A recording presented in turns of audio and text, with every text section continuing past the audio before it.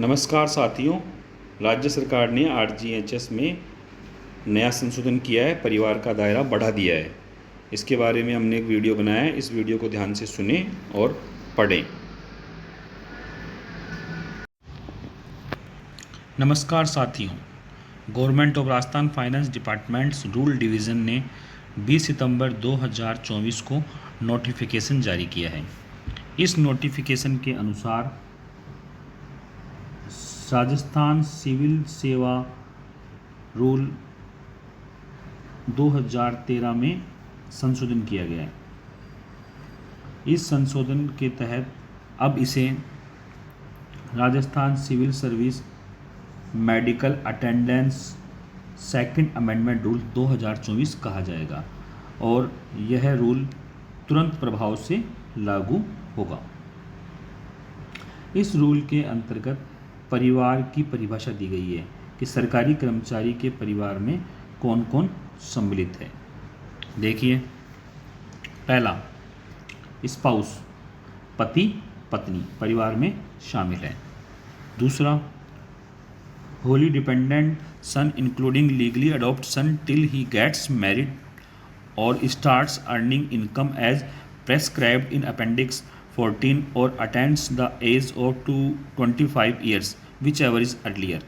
इसमें पूर्ण रूप से आश्रित पुत्र और दत्तक पुत्र भी शामिल है, लेकिन 3 शर्तें हैं कि वह कब तक शामिल है। जब तक उसका विवाह न हुआ हो, जब तक उसकी उम्र 25 क्रॉस ना की हो, जब तक उसकी प्राप्त आय अपेंडिक्स परिशिष्ट 14 के अनुसार बढ़ ना गई हो। इनमें से जो भी पहले हो तब वह फैमिली से बाहर हो जाएगा। अगला देखिए, थर्ड, पूर्ण रूप से आश्रित पुत्री, दत्तक पुत्री, लीगली डिवोर्स्ड पुत्री, विडो पुत्री इसमें शामिल है। कब तक? जब तक कि वह शादी ना कर ले या उसकी जो आय है परिशिष्ट 14 के अनुसार न हो जाए, तब तक पुत्री पूर्ण रूप से फैमिली में मानी जाएगी। इसमें एक एक्सप्लेनेशन है ये वाला। इस एक्सप्लेनेशन के अनुसार किसी भी प्रकार की विकलांगता हो, शारीरिक या मानसिक, दत्तक पुत्र और पुत्री पूर्ण रूप से आश्रित माने जाएंगे, आयु और वैवाहिक स्थिति पर ध्यान दिए बिना। अर्थात शारीरिक रूप से विकलांग और मानसिक रूप से विकलांग पुत्र और पुत्री हमेशा फैमिली के सदस्य माने जाएंगे। चौथा पॉइंट फैमिली का,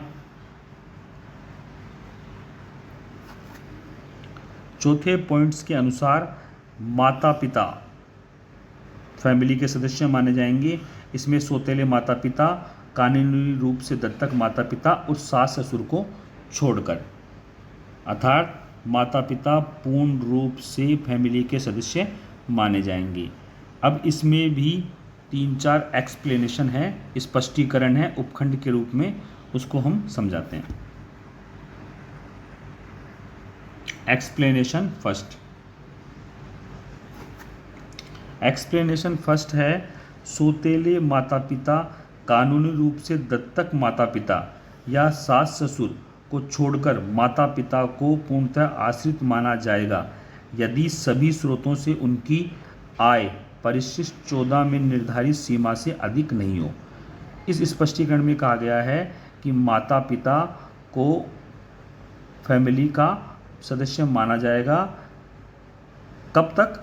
जब तक उनकी जो आय है वो 14 के परिशिष्ट की सीमा से अधिक ना हो, अर्थात 6,000 रुपये 14 में उनकी आय बताई गई है। दूसरा एक्सप्लेनेशन,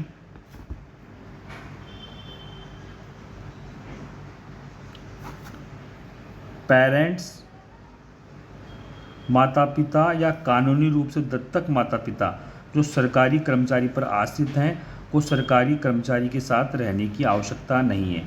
यहाँ एक छूट दी गई है कि माता पिता या कानूनी रूप से जो दत्तक माता पिता हैं उनको कर्मचारी के साथ रहने की आवश्यकता नहीं है फैमिली के रूप में मानने के लिए। वो कहीं भी रहें वो फैमिली का सदस्य माने जाएंगे। तीसरा एक्सप्लेनेशन, अडॉप्टिव पेरेंट्स। दत्तक माता पिता को इनके अंतर्गत परिवार की परिभाषा में शामिल किया जा सकता है। दत्तक माता पिता को परिवार में शामिल किया जा सकता है। चौथा एक्सप्लेनेशन, पर तीसरे एक्सप्लेनेशन में adoptive parents can be included in the definition of family under these rules only if his her parents are not included as a member of the family। यदि स्वयं के माता पिता फैमिली में इंक्लूड नहीं हैं तो दत्तक माता पिता को फैमिली में इंक्लूड माना जा सकता है। एक्सप्लेनेशन नंबर 4,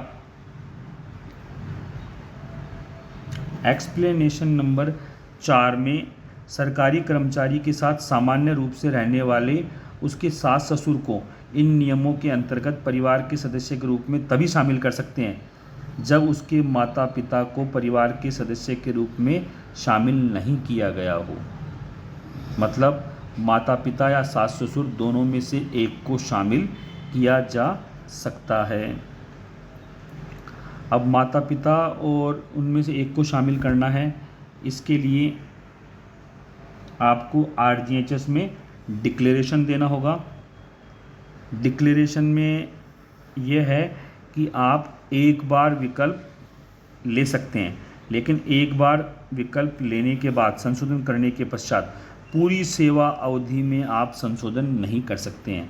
अर्थात माता पिता और सास ससुर में से आप एक को विकल्प के रूप में चयनित कर सकते हैं। अगला एक्सप्लेनेशन ई, यदि दत्तक पिता की कानूनी रूप से अधिक पत्नियां हों, if the adoptive fathers has legally more than one wife, अधिक पत्नियां हों तो केवल वरिष्ठतम पत्नी को ही दत्तक माता मानकर परिवार में शामिल किया जाएगा, अन्य को सौतेली माता माना जाएगा। ये डिक्लेरेशन ई में स्पष्ट किया गया है। अब डिक्लेरेशन के संबंध में एक नोट भी दिया गया है।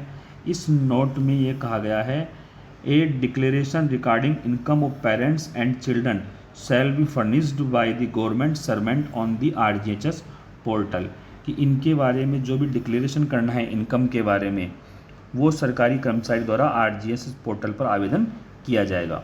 Any changes in family members shall be declared on is RGHS portal, परिवार के सदस्य में किसी भी प्रकार का परिवर्तन की घोषणा, चेंज की घोषणा RGHS पोर्टल पे की जाएगी। यह ऑर्डर गवर्नर के द्वारा हस्ताक्षरित जारी किए गए हैं। कुल मिला के इस ऑर्डर के तहत यह स्पष्ट किया गया है कि परिवार के सदस्य पति पत्नी हैं, पुत्र हैं या दत्तक पुत्र है, लेकिन वो कब तक है, जब तक कि उसकी उम्र 25 साल है, जब तक उसकी आय परिशिष्ट 14 के अनुसार कम है, जब तक उसका विवाह नहीं हुआ है। इसमें पुत्री शामिल है, दत्तक पुत्री शामिल है और डिवोर्स्ड पुत्री और विडो पुत्री भी शामिल है। कब तक, जब तक उसकी आय परिशिष्ट 14 के अनुसार ज़्यादा नहीं है या उसकी शादी नहीं हो गई है। लेकिन इसमें एक एक्सप्लेनेशन है कि मानसिक और शारीरिक रूप से विकलांग पुत्र या पुत्री डिपेंडेंट है माता पिता पर, तो उनकी आयु और शादी का स्टेटस से कोई फर्क नहीं पड़ेगा, वो फैमिली का सदस्य माना जाएंगे। सास ससुर के लिए इन्होंने स्पष्ट कर दिया है कि माता पिता या सास ससुर दोनों में से एक विकल्प आप ले सकते हैं और उस विकल्प को लेने के पश्चात उसमें किसी प्रकार का संशोधन नहीं हो सकता है। माता पिता पूर्ण रूप से आश्रित होंगे, परिशिष्ट 14 के अनुसार उनकी आय का आपको डिक्लेरेशन देना होगा। यदि आपके दत्तक माता पिता हैं तो वरिष्ठतम पत्नी ही दत्तक माता मानी जाएगी, अन्य पत्नियां सौतेली माता मानी जाएगी। हमने यह RGHS संबंधी संशोधन समझाने का प्रयास किया है, लेकिन अंतिम आदेश गवर्नमेंट ऑफ राजस्थान द्वारा ही माने जाएंगे।